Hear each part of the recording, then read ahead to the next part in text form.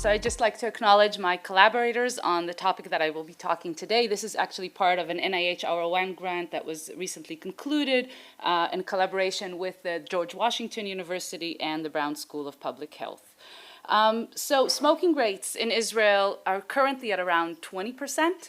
And we've seen really huge reductions. So in the 1980s, they were around 40 to 45%, and we're now talking about 20%. And that's due to a lot of different policies that were implemented. However, in the last decade, we're pretty much at the same rate. So even though there's been a lot of progress, we're currently at the 20%, okay? And it hasn't really changed. By the way, it's quite different than what Dvorah presented, but this is a nationally representative phone survey that is repeated every few years by the Israeli CDC.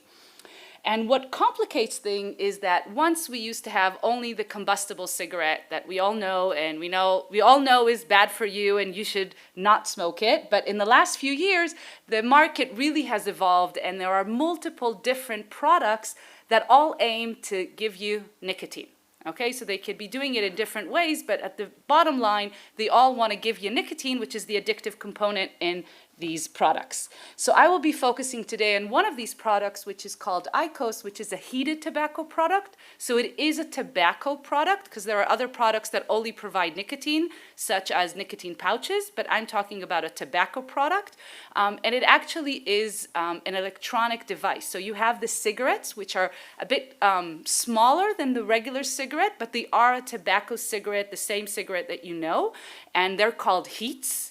And you enter them into an electronic device that heats these cigarettes to about 400 degrees, and you inhale that aerosol that provides you with the nicotine and other harmful chemicals. Now, research has shown that heating the cigarette instead of burning it does produce less harmful chemicals compared to the combustible cigarette. However, that does not mean it translates to a reduced risk, because we know that the relationship between the amount of the chemicals and the risk is not linear. So just reducing those levels, even by a large amount, does not mean there's any reduced risk. And it actually hasn't been proven that switching to these products reduces risk. It has been proven that it reduces exposure to chemicals, but not actual risk. And this product is manufactured and distributed by Philip Morris International, which is one of the largest tobacco companies in the world. You probably know them from Marlboro and Time, which are sort of the more known cigarette brands. So there's quite progressive legislation in Israel. Part of that is the legislation to restrict the advertisement and promotion of tobacco and smoking products, and it has gone through several amendments. And the last amendment that was really very progressive and really world leading was passed in January 2019, and you can see here a picture of all of the representatives from the HMOs and NGOs and academia and the MKs that help us pass this legislation in Parliament. We had a celebration afterwards at my house, my previous house, and basically one of the biggest things that was that went through this legislation is that now all tobacco control legislation, not even in this specific law, but in other laws as well, will cover all tobacco and nicotine products. So this is different, for example, than in the US and other places. Anything that comes as a tobacco control legislation will cover both electronic cigarettes and heated tobacco products. It also, one of the things that it said was there's going to be a complete advertisement ban. So you're not allowed to advertise these products anywhere, including at the point of sale and including online, except print media. And I'll talk a little bit about that further on. And there's also a display ban, which means you go into a point of sale where you want to buy these products, you're not allowed to see the products. They're supposed to be in a way that you're not supposed to see them. And plain packaging. What does plain packaging mean? It means going from a package that is very branded and is actually used by the tobacco company to lure you and get you familiarized with their branding to something that is very, very sort of plain. That's why it's called plain packaging. So it's one color for all the different brands, the same color. It's considered the ugliest color in the world. And the textual warning is now covering a lot more of the packaging itself from both sides. And there's very specific regulation on how you can write the brand color. So instead of having, you can see the time and the brand and all of that, now there's all of the brands are all in the same font, in the same color, and they can't say anything else about that. And one of the really amazing things that happened here in Israel, this was not just for cigarettes, which that happened 10 years ago in other places in the world, but this covered heated tobacco products and electronic cigarettes, which we were the first in the world to actually implement plain packaging for these products as well. So I just want to sort of very briefly go over the regulation of heated tobacco products, and specifically IQOS in Israel. It entered in December 2016, and it pretty much entered into a lacuna, where basically meant it was regulated as a consumer product, okay, because it was not yet recognized as a tobacco product, even though it is a tobacco product, so it contains tobacco. Meaning minors can buy it, you can use it wherever you want to use it, and you can advertise and say anything you want about it because it's a consumer product, okay? And after a petition to the Supreme Court, so it required a petition to the Supreme Court, the Ministry of Health was forced to regulate it as a tobacco product in April 2017. But this was the Ministry of Health. Then we needed another petition to the Supreme Court to force the Minister of Finance to tax it as a tobacco product. So only in March 2018 it was taxed as a tobacco market. And then in January 2019, that legislation that I just talked about passed. It took two settings to when it was implemented. So the first implementation was in March 2019. That's when the advertisement ban went into effect. And in January 2020, the plain packaging and point-of-sale display ban went into effect. And I'll be talking a little bit about these regulation periods, and that's why I'm showing you. So I said before, this is part of a very large NIH R01 grant where we did point-of-sale audits. We looked at advertising and print media. We had a survey with consumers, and we also interviewed consumers. And this was basically funded by the NIH because they, at that time, were contemplating how to regulate heated tobacco products. So they wanted to understand what is going on in other countries, and fortunately for us, they let us do this in Israel. So I'll be focusing on the point of sale that we did, the point of sale audits, and at the advertisement that we looked at. So for the point of sale audits, I just want to sort of mention that the point of sale advertising is really important venue for tobacco companies. And we know that advertising can cause higher smoking initiation among youth, higher use, so both initiation and higher rates of use. It hinders smoking cessation attempts among people that are already smoking. And those that quit, it can actually trigger a relapse. So you can see in that picture, when you go into a point of sale, it's very prominent. There's a lot of advertising. It's right behind the counter. So anybody who comes to buy anything sees it. And also note that it's very close to candy and toys, so it's really advertising to kids these products. And we know from research with specifically about cigarettes that tobacco companies are using the point of sale to really market directly to retailers. So they're talking to them about where to put the product, how to advertise the product, how to talk to the consumer about the product, and really get people to use this product from the point of sale. So we did a point of sale audit. We did this in November, December of 2019, after the advertisement ban went into effect, but before the point of sale display ban went into effect. And we audited 80 point of sales in 4 of the largest cities in Israel: Haifa, Tel Aviv, Jerusalem, and Beersheba. And then we repeated it after the point of sale display ban and plain packaging went into effect. We went back to the same point of sale, and those that were closed we replaced with additional point of sale. And we used an adapted version of the standardized tobacco assessment for retail settings. And we also did a cross-sectional survey with merchants from point of sale that sell these products, specifically the IQOS product.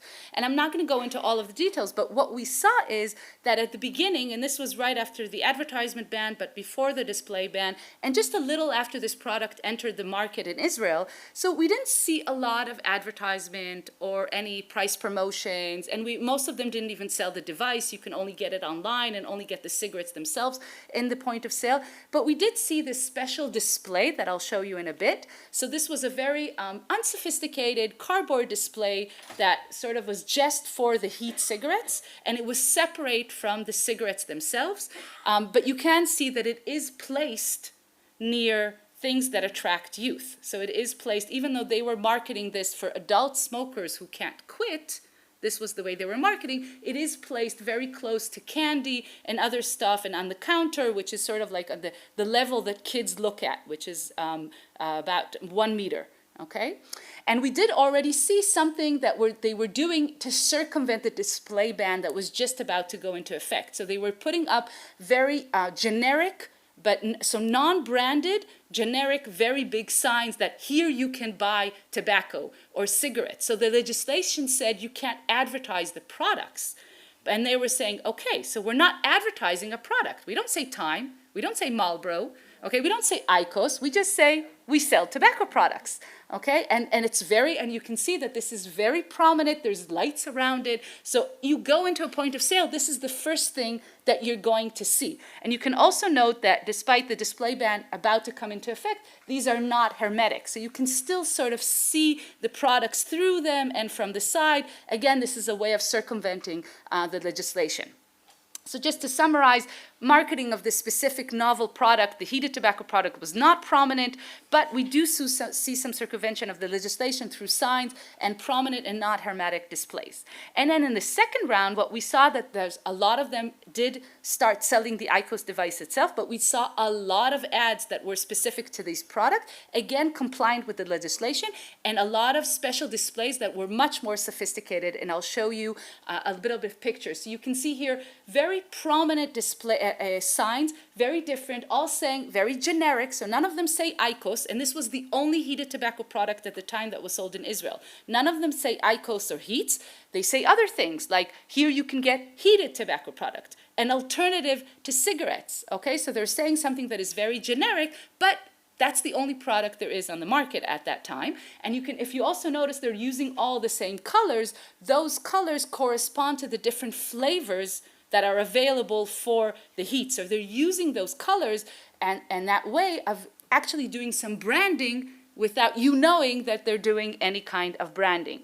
And we also saw, I'm just going to skip over that, we also saw very sophisticated special displays on the counter. So this is a display for heated tobacco products. When the light is switched on, you can't see anything, but the merchant can switch on a line and then you can see the product itself. And these are, it's very, they're very prominent. They're on the counter. It's the first thing you see when you come to the counter. And also note that QR code, which is basically another way for them to get the consumers. So once they look into the QR code, they are into the website for Philip Morris where they register and then they get additional marketing directly from Philip Morris to their phones or emails and stuff like that. So they're using the point of sale to actually circumvent and enable them to do direct marketing to consumers.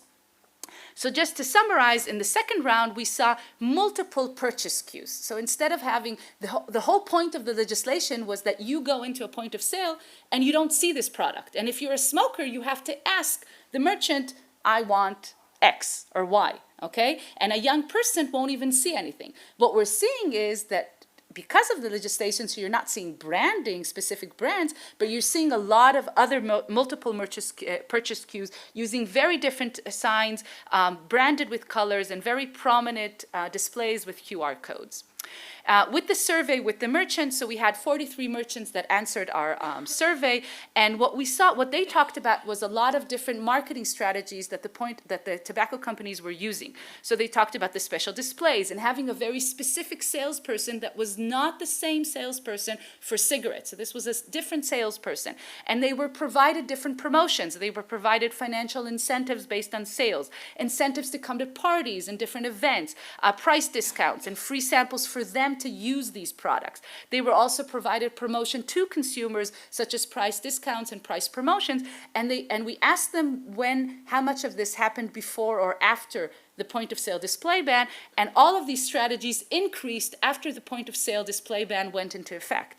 And they also talked about interactions with the salespeople. So these, the merchants were saying that they received direction on where to place the products and how to communicate with with consumers and what to tell them about this product. And they were also talking about that they were provided those special displays for free, and they were provided those signs for free, and they were also some of them also talked about that they were provided direction on how to circumvent the display ban and what to do if somebody comes in and stuff like that. So basically what we see is that they're using specific marketing strategies for these novel tobacco and nicotine products to differentiate them from combustible tobacco products. We're seeing increased marketing strategies that is directed at the point of sale and consumers. And what they're actually doing is, because of the display ban and the advertisement ban, they're trying to get directly to the retailers and getting them to be their representatives to have their message going on to consumers. So I'm going to switch now to the advertisement, where what we did here was we basically bought all of the advertisement that Philip Morris did in Israel, starting from the date that IQOS entered the Israeli market and up to 4 years later, that's when we bought the data, and we bought it from an advertising monitoring company called Ifat, and we looked at any advertisement that was either for IQOS HEETS or any of the PMI cigarette brands, so Marlboro, Time, and all of those. And we looked at what regulation period was this ad published at, what was the target group, what is it, the general population, was it ultra-Orthodox, Russian, Arabic, based on the media outlet, how much did they spend for these ads, what kind of media channel did they put the ad in, what kind of theme was this media? Was it business? Was it news? Was it other things like that? What was the dimensions of the ad? And what was the actual content of the ad? And we compared the weekly ad spend between IQOS and cigarettes throughout these regulatory periods and population groups. And what we saw that, first of all, they invested a lot more money. I just want to sort of note how much money they actually spent to advertise these products, both cigarettes and heated tobacco products, in these 4 years. But during this time, they spent a lot more money to advertise the heated tobacco product compared to combustible cigarettes. And what you see in these two graphs, so on the upper graph you see the IQOS ad spend, how much they're spending for IQOS around these regulatory periods, and the lower graph is how much they're spending to advertise their cigarette brands. And you can see the different regulatory periods. So regulatory period 1 is when it was regulated as a consumer product. Regulatory period 2 is when it was regulated as a tobacco product, but before the advertisement ban. Regulatory period 3, advertisement ban, and regulatory period 4, that's when plain packaging and point of sale went into effect. So really interesting was that in the first 6 months when heated tobacco product entered Israel, they didn't advertise any cigarettes at all. They spent no money to advertise that all cigarettes and only advertised the heated tobacco product. And once IQOS was regulated as a tobacco product, so this was after the Supreme Court petition to the Ministry of Finance, they forced them to tax this as a tobacco product, they abruptly stopped advertising heated tobacco products at all and went back to really advertising only combustible cigarettes. Like, they were really shooken up by the fact that now it's taxed the same. And you can see that after the advertisement ban went into effect, advertisement went down very abruptly, and they mostly advertised only in print media, which was where they were allowed. Most of the advertisement was directed at the general population, but we did see some targeting of subpopulations, specifically the ultra-Orthodox population. And this is a hypothesis of us, but basically this was at the time when Litzman was the Ministry of Health. He's part of the ultra-Orthodox party, and most of the advertisement that was directed at the ultra-Orthodox media outlets was as a specific media outlet that was connected to his family. So about more than 80% was a specific media outlet most of his family worked in that media outlet. And what we did see as part of the circumventing of the legislation was in period 4, after the display ban and plain packaging went into effect, we saw an increase in double spread ads, so they were using the print media to sort of increase their advertising as much as possible. We also saw an increase in ads that showed the use of the device in indoor setting. So despite it not being allowed to be used in indoor settings, the advertisement showed it being used in indoor settings. And we also saw an increase in additional details cues, so websites, QR codes, stuff like that, so people can get to additional information and marketing through the print media and where they can buy this. So I'm not going to go into a lot of details because I'm probably a little bit over, going to be over time. I just want to sort of show you that one of the things, so just this is what I want to show you, an example of an advertisement. So you see that they're showing it in plain packaging. So the only place that you see that it says Marlboro is like down there in the packaging itself. But note the branding that they're not allowed to use on the package anymore, so they're putting it into the advertising and print media. And also note the QR code, which meant that people can scan it and then go to their website and see a lot more information and stuff like that. Other things that we saw that they were doing to circumvent the legislation was use inside packaging advertisements. So the legislation didn't say anything about inside packaging, it just talked about the package itself. So before, they didn't do anything like this. After the legislation passed, suddenly there's inside advertisement in the package, and there's also advertisement on the cigarette itself. Okay, so you can see that the cigarette itself includes advertisement, and they also use the print media itself to circumvent the plain packaging. Okay, and to circumvent that. So you can see that in the advertising, they're using a lot of their branding and they're showing the intra-package advertisement. And this is, of course, they're doing that on purpose, and also using different colors to sort of do that branding that they're not allowed to do anymore on the package itself. So that was just a little bit of how they're basically, we can put up a policy, think that we're, going to do something, and they always find a way to circumvent those legislation. And this is some of the publications of the things that I've just shown you today. If you're interested in more details, thank you very much.